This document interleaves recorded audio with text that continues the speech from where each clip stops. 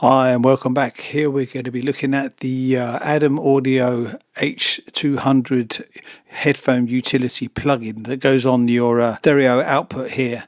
As you can see, I've got it already installed. So it's something that can adjust your headphones to make your headphones sound a bit more like real monitors. So as you can see, the interface is quite basic. It's not that complicated. So here we have the earpad material selector.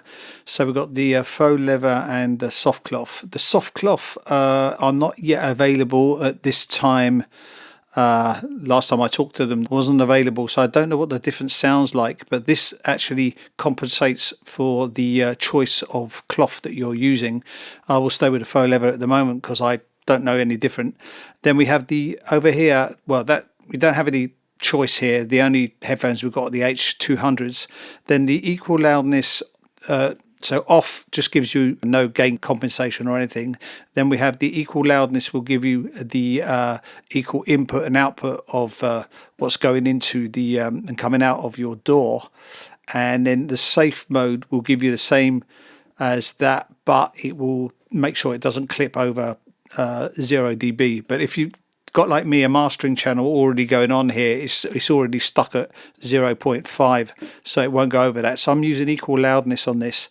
Then we've got the voicing over here. Pure will give you the sound based on the S3V speakers, these ones here. This is basically a very close representation of that in the headphones. And then UNR, which would give you more of a hyped sort of sound. So that's quite useful when you're not mastering or mixing, when you're just listening and for your pleasure. Gives you a bit of more of a hyped sound. Sounds more like the older legacy products and the AX series. Also, this means uniform natural response. I will keep it on pure for myself. If I can play this.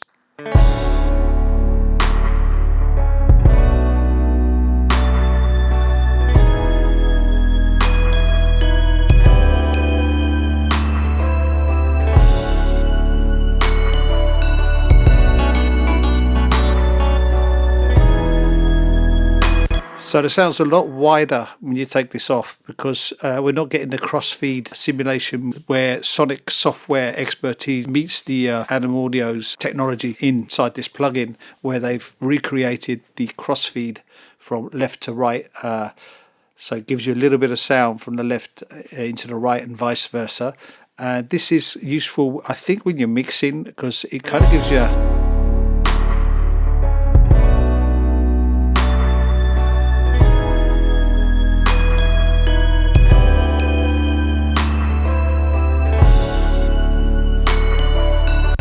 Yeah, I can imagine mixing with that could be quite useful because it kind of keeps everything more centered, more realistic, I must admit. Using the UNR when I've got a mastering on, it goes over, if you can see that here.